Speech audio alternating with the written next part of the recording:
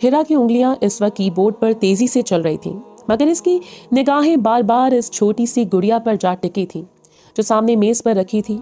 ये आलिया की लाडली गुड़िया थी। आलिया जो हिरा की जिंदगी की सबसे बड़ी सरमाया थी। आज उसने सिर्फ इसकी खातिर तो जिंदगी में आगे बढ़ने का फैसला किया था। हिरा एक बेहतरीन आर्किटेक्चरल कंसल्टेंट थी और काशान गिलानी इसे अपने दफ्तर का सबसे कीमती असासा समझता था। काशान ना सिर्फ एक कामयाब बिजनेसमैन था, बल्कि उसकी शख्सियत में एक ऐसी नरम दिली और वफादारी थी जो उसके कारोबार की दुनिया से मेल नहीं खाती थी। उसने कभी हिरा के तलाक याफ्ता होने या उसके नाजुक पस मंजर पर कोई सवाल नहीं उठाया था। इसने हिरा को इसकी जात समेत कबूल किया था और उसके साथ ही उसकी छोटी सी दुनिया यानी आलिया को भी। आलिया जो अब 3 साल की हो चुकी थी, अक्सर दफ्तरी औकात में हिरा के पास ही मौजूद होती थी। काशान की नज़र में ये कोई रुकावट नहीं थी, बल्कि एक खूबसूरत मंजर था। काशान अपने दफ्तर से बाहर निकलकर हॉल में आया। वो सीधा हिरा के डेस्क के पास आकर रुका। हिरा, क्या तुमने नए प्रोजेक्ट की फाइल्स देख ली हैं? इसने धीमी आवाज में पूछा। हिरा ने फौरन अपनी नशिस्त से खड़े होने की कोशिश की। जी सर, वो आखिरी रिव्यू में है, मैं 10 मिनट में आपको सेंड करती हूँ। काशान ने हाथ के इशारे से इसे बैठने को कहा और इसकी नजरें डेस्क के पास बैठी आलिया पर पड़ी। और मिस आलिया, क्या आज आपने ज्यादा शरारत तो नहीं की? आलिया ने अपनी गुड़िया छोड़कर काशान की तरफ देखकर मासूमियत से मुस्कुराया। काशान ने झुककर प्यार से इसके बालों पर हाथ फेरा। इस लम्हे काशान की आंखों में जो मोहब्बत और खुलूस झलका था, वो हिरा के दिल में एक साथ सकून और खौफ पैदा कर गया था। वो जानती थी कि ये शख्स इसकी और आलिया की जिंदगी में रोशनी की आखिरी किरण है। हिरा ने ऑफिस के पुरसकून माहौल में काशान की पुश्त को देखते हुए एक गहरी सांस ली। इसके अंदर एक मुस्तकिल जंग जारी थी। काशान का एतमाद इसके लिए दुनिया की सबसे कीमती चीज थी और वो अच्छी तरह जानती थी कि ये एतमाद एक बहुत बड़े राज पर पर्दा डाले हुए है। वो एक तलाक याफ्ता औरत थी और इससे भी बड़ी तल्ख हकीकत ये थी कि वो बांझ थी। इसकी पहली शादी जो एक बदतरीन जज्बाती ब्लैकमेलिंग का नतीजा थी, उसके बांझपन के इंकशाफ के बाद ही खत्म हुई थी। इसने इस वक्त अपने ससुराल के ताने सुने, अपना हक मांगा, मगर बिलाखिर फहद ने इसे तन्हा छोड़ दिया। वो सदमा, वो जिल्लत, इसने हिरा की रूह को जख्मी कर दिया था। जब वो अकेली रह गई तो उसकी बहन की बेटी आलिया की जिम्मेदारी इस पर आ पड़ी। हिरा ने आलिया को अपना दिल दे दिया था। वो इसकी माँ, इसकी दुनिया, इसका सब कुछ थी। दुनिया की नज़र में हिरा का माजी सिर्फ तलाक था, मगर इसका असल राज इसकी गोद का खालीपन और आलिया के रिश्ते की हकीकत थी। मैं काशान को कैसे बताऊंगी? ये सवाल हर रोज इसके दिल को घायल करता था। काशान जो एक मुकम्मल खानदान का ख्वाब देख रहा था, क्या वो हिरा के बांझपन को कबूल कर पाएगा? क्या वो आलिया को, जो इसकी हकीकी औलाद नहीं, हमेशा के लिए अपना पाएगा? इससे भी बड़ा खौफ ये था कि अगर इसने खुद ये सच्चाई ना बताई और ये राज किसी और जरिए से काशान तक पहुंचा तो क्या होगा? वो जानती थी कि इसकी जिंदगी की ये नई शुरुआत एक बहुत ही नाजुक और बोसीदा बुनियाद पर खड़ी है। कुछ देर बाद काशान को अपने पुराने दोस्त फारिस से फोन पर बात करते हुए हिरा ने सुना। काशान की आवाज में जो ठहराव था, वो हिरा के दिल पर बोझ बन गया। यार फारिस, मैंने तय कर लिया है, मैं हिरा से निकाह कर रहा हूँ, काशान ने कहा। क्या तुम संजीदा हो यार? वो तलाक याफ्ता है और इसकी एक बच्ची भी है। फारिस की आवाज़ धीमी थी, मगर हिरा के कानों तक साफ पहुंची। काशान गिलानी ने बात काटी। मुझे मालूम है, इसकी एक बच्ची आलिया है और वो मेरी होने वाली बेटी है, और तलाक है इसका माजी। इससे मेरी मोहब्बत पर कोई फर्क नहीं पड़ता।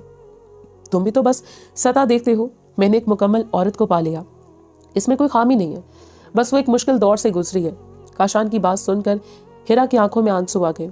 इसकी बात में एक ऐसा खुलूस था कि हिरा के दिल में शदीद नदामत की लहर दौड़ गई। काशान सिर्फ इसके तलाक याफ्ता होने को इसका माजी समझ रहा था। वो नहीं जानता था कि इसके माजी का असल दर्द, बांझपन, इससे कहीं ज्यादा गहरा और पोशीदा है। काशान, तुम इतने अच्छे क्यों हो? हिरा ने खुद से सरगोशी की। तुम्हें जानने का हक है कि मैं तुम्हारे लिए कभी भी एक बच्चा नहीं पैदा कर सकूंगी। आलिया मेरी बेटी नहीं है, मैं तुम्हें कैसे धोखा दे सकती हूँ? इसे लगा जैसे वो काशान का एतमाद तोड़कर अपने नए मुस्तकबिल की बुनियाद नहीं रख सकती। काशान की मोहब्बत इसकी सबसे बड़ी ताकत थी और इसके सबसे बड़े खौफ की वजह भी। काशान फोन पर बात खत्म करके हिरा की तरफ आया। इसने देखा कि हिरा की आंखें नम हैं। क्या हुआ, सब ठीक है? इसने नरमी से पूछा। हिरा ने झट से आंसू पूछे और मसनूई मुस्कुराहट लाई। जी सर, बस काम का दबाव था। काशान ने इसके डेस्क पर धीरे से हाथ रखा। कोई दबाव नहीं, तो मेरी टीम की सबसे अहम रुकन हो। अब से तुम काम नहीं, हमारी आइंदा जिंदगी का सोचोगी। ये अल्फाज हिरा के दिल पर बम की तरह गिरे। वो जानती थी कि इसे बहुत जल्द काशान को सच बताना होगा, लेकिन इसकी हिम्मत जवाब दे रही थी। ये नई और खूबसूरत जिंदगी इसकी झूठी खामोशी की कीमत पर हासिल की गई थी और हेरा जानती थी कि किस्मत की तलवार कभी भी इस नाजुक डोर को काट सकती है। हेरा के लिए काशान का सादा मगर गहरा एतराफ, जिसमें इसने माजी की तलखियों को मुकम्मल तौर पर नजरअंदाज कर दिया था, किसी पनाह से कम नहीं था। इस शाम जब दफ्तरी हलचल खत्म हो चुकी थी और आलिया अपने डेस्क पर सो रही थी, काशान ने हेरा को अपने खास जाती दफ्तर में बुलाया। कमरे में हल्की रोशनी थी और खामोश गहरी। काशान एक लंबी सांस लेकर हेरा के सामने खड़ा हुआ। हेरा, मैंने अपने दोस्तों से बात करके सब कुछ तय कर लिया है। काशान की आवाज़ में वो रोब नहीं था जो एक बिजनेसमैन का होता है, बल्कि इसमें एक ऐसा खुलूस भरा सुकून था जो हेरा को शर्मिंदा करा था। तो मेरी जिंदगी में रोशनी लेकर आई हो और आलिया, वो मेरी जिंदगी की सबसे खूबसूरत हकीकत है। मैं तुम्हारा माजी जानता हूँ हेरा, तुम्हारी तलाक, तुम्हारी मुश्किलात, लेकिन मेरे लिए ये सब सिर्फ माजी है। हेरा का दिल जोर से धड़का। इसने नजरें झुका ली। काशान साहब, वो बामुश्किल कुछ कह पाई। काशान कहो, अब साहब नहीं। वो मुस्कुराया और इस मुस्कुराहट में कोई तंज, कोई सवाल नहीं था। मैं तुम्हें अपनी शरीके हयात के तौर पर कबूल करने आया हूँ। मुझे तुम्हारे साथ एक ऐसा मुस्तकबिल चाहिए जहाँ तुम खौफजदा ना हो, जहाँ तुम खुद को अकेला ना समझो। क्या तुम मुझे ये हक दोगी कि मैं तुम्हारे और आलिया के लिए वो सहारा बन सकूं जिसके तुम दोनों हकदार हो? काशान का गैर मशरूत इकरार मोहब्बत हेरा के गले में एक फंदा बन गया। वो खड़ी होकर पीछे हटी। काशान के लिए इसका माजी तलाक था, मगर वो नहीं जानता था कि असल सदमा क्या था।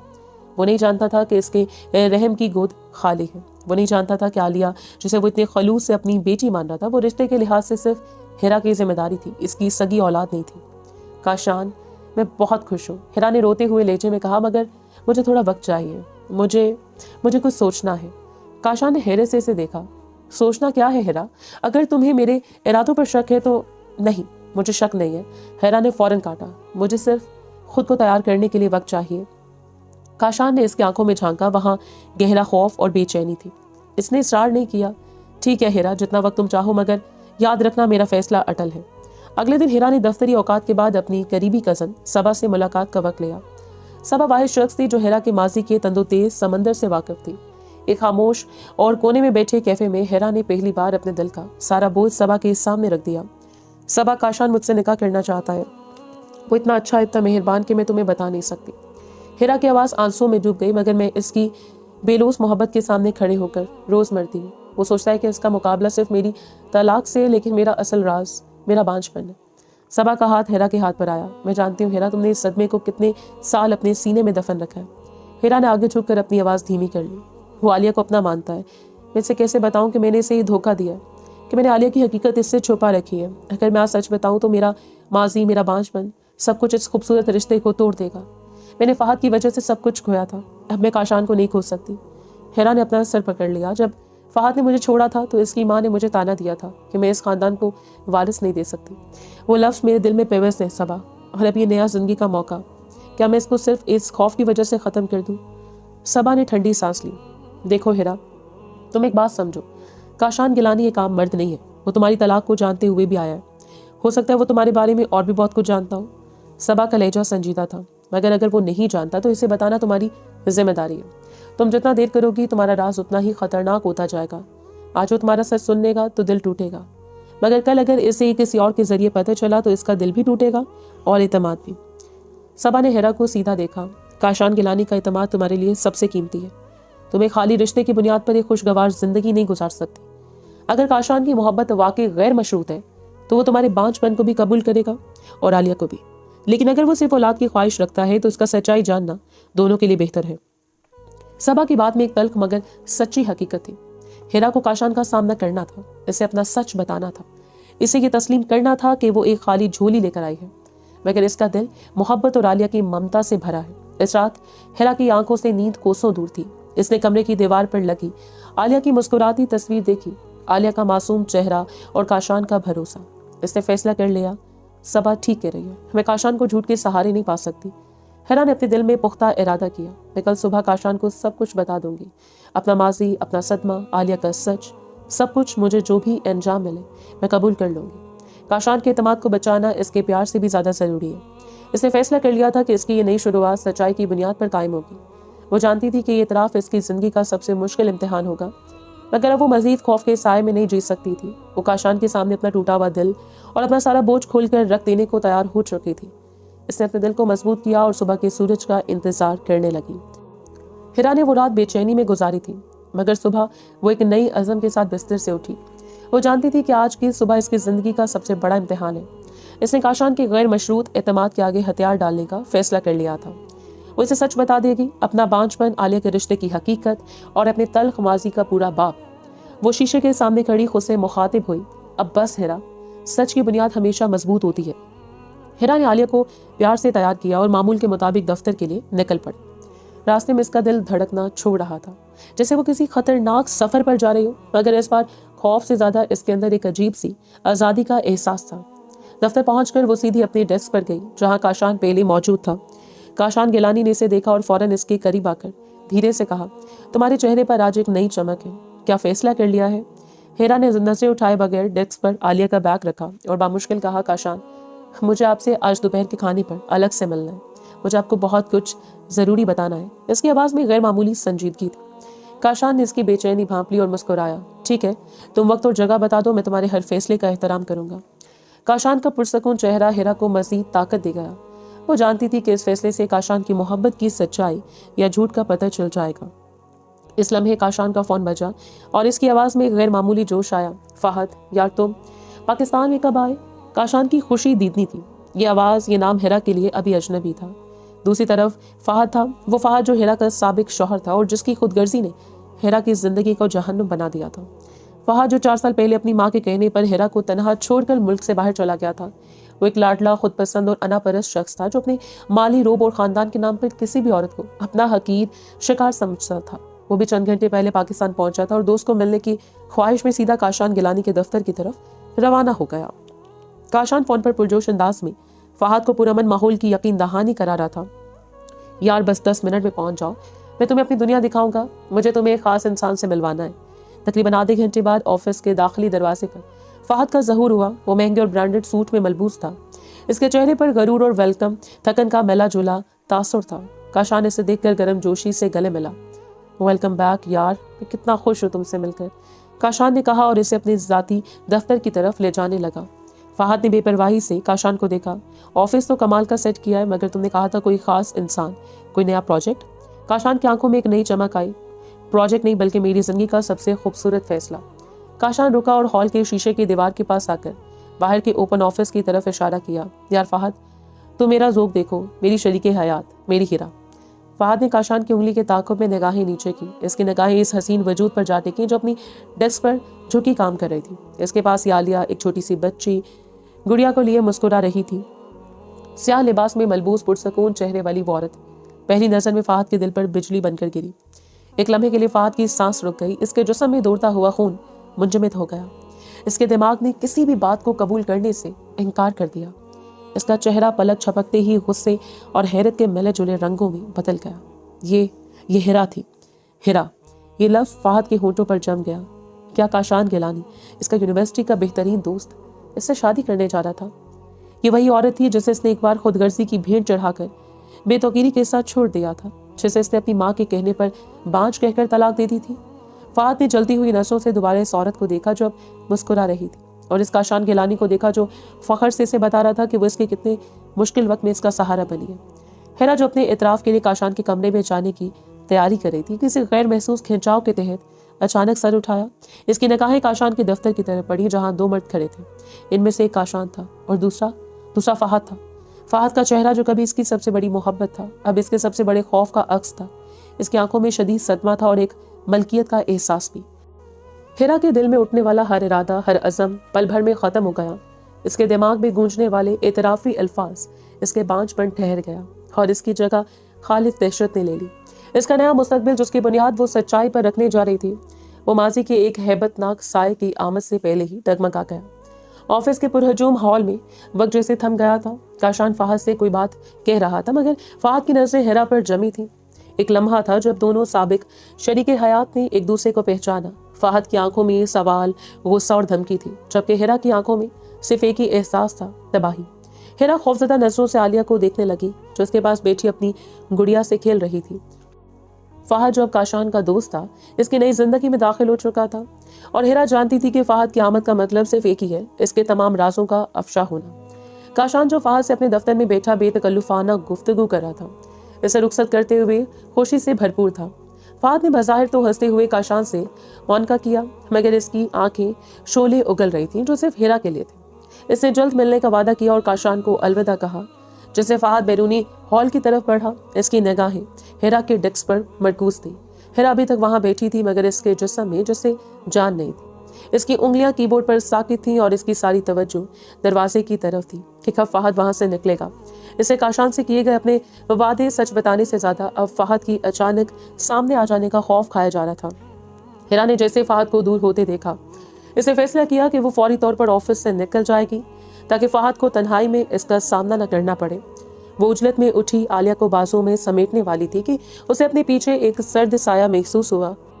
कहाँ जा रही हो हिरा? एक जानी पहचानी बर्फ जैसी सर्द आवाज ने इसे अपनी जगह जकड़ दिया। हिरा का दिल हलक में आ गया। इसने पीछे मुड़कर देखा, फहद सिर्फ चंद कदम के फासले पर खड़ा था। इसकी आंखों में शदीद मलकियत और गुस्सा भरा था। इसने तेज रफ्तारी से आगे बढ़कर हिरा का बाजू मजबूती से थामा। आलिया अपनी माँ की परेशानी महसूस करके सहम गई। छोड़ो मेरा हाथ, हिरा ने सरगोशी में गुस्से से कहा। तुम्हें ये हक किसने दिया है?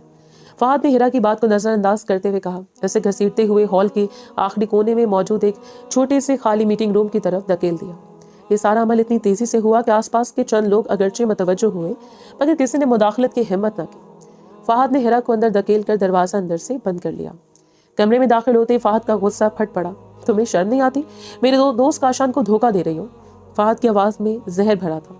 तुम एक तलाक याफ्ता बांझ औरत हो और तुम इसके सामने ये जाहिर कर रही हो कि जैसे तुम एक मुकम्मल औरत हो। तुम क्यों यहाँ इसकी जिंदगी में दोबारा दाखिल हुई हो? हिरा ने अपने चेहरे से खौफ को झटकने की कोशिश की और आलिया को मजबूती से सीने से लगा लिया। मैं तुम्हें अपना मामला तय करने का हक नहीं देती फहद। हिरा का लहजा लर्ज रहा था, मगर इसमें मजबूती थी। ये मेरी जिंदगी है और काशान के सामने सिर्फ मैं अपने सच का हिसाब दूंगी। तुम कौन होते हो मेरे और इसके बीच में आने वाले? तुमने तो मुझे कचरे की तरह फेंक दिया था। फहद जोर से हंसा। इसकी हंसी में ठंडक थी। फेंक दिया था? तुमने क्या सोचा हिरा कि तुम मेरे दिए हुए सदमे को दफन करके मेरे दोस्त की खुशहाल जिंदगी में शामिल हो जाओगी? तुम्हारा ये बांझपन, तुम्हारा मासी और ये बच्ची। फहद की निगाहें आलिया पर पड़ी। ये सच्चाई क्या तुम्हारे सर पर नहीं है? मैं बांझ हूं तो किसकी वजह से? हिरा चीखी, मगर आवाज को दबाकर रखा ताकि बाहर ना जाए। तुम्हारी खुदगर्जी और तुम्हारी माँ के तानों ने मेरी रूह को मार डाला। और आलिया मेरी बेटी है, मैं इसकी जिम्मेदार हूँ। तुमने हमें छोड़ दिया था, तुम हमारे सहारा नहीं बन सके। फहद ने दांत पीसते हुए अपना हाथ मेज पर मारा। मुझे तुम्हारे आंसुओं से कोई फर्क नहीं पड़ता। मुझे सिर्फ अपने दोस्त की फिक्र है। एक औरत जो इतने बड़े राज दिल में छुपा कर शादी करने जा रही है, वो एक धोखेबाज फरेबी है। मैं काशान को तुम्हारी असलियत बताऊंगा। हिरा को लगा जैसे इसके सर पर हथौड़ा पड़ा हो। यही वो खौफ था जिसने इसे इतने दिन खामोश रखा था। काशान गिलानी, जो दुनिया में इस पर सबसे ज्यादा भरोसा करता था, इसकी नजरों में एक झूठी फरेबी औरत बन जाएगी। हिरा ने इल्तिजा की, फहद काशान बहुत अच्छा इंसान है, तुम ऐसा मत करो। ये इसके साथ नाइंसाफी होगी। अगर मैं तुम्हारी जिंदगी में आकर गलती कर चुकी हूँ तो मैं दोबारा वो गलती नहीं दोहराऊंगी। मुझे जाने दो, जाने दो। फहद ने इसका बाजू दोबारा थामा। इस बार इसकी गिरफ्त बहुत सख्त थी। मैं तुम्हें काशान से शादी करने की इजाजत नहीं दूंगा हिरा, हरगिज नहीं, अगर तुम मेरी बात नहीं मानोगी। फहद झुककर इसके कान के करीब सरगोशी की। इसकी आवाज में गहरी धमकी थी। अगर तुमने एक कदम भी काशान की तरफ बढ़ाया या तुमने इस शहर से भागने की कोशिश की तो मैं इस बात को यकीनी बनाऊंगा कि काशान को तुम्हारी बांझपन, तुम्हारी पहली गैरकानूनी शादी और इसके नतीजे में होने वाले सदमे का एक लफ्ज पता चले, और मैं तुम्हें यकीन दिलाता हूँ कि वो मेरी बात पर तुमसे ज्यादा भरोसा करेगा। हिरा का दिल लर्ज उठा। वो जानती थी कि फहद सही कह रहा है। एक दोस्त जिसे वो बचपन से जानता हो, इसके मुकाबले में एक तलाक याफ्ता औरत जिसका राज अभी खुलना बाकी हो। काशान किस पर इत्तेमाद करेगा?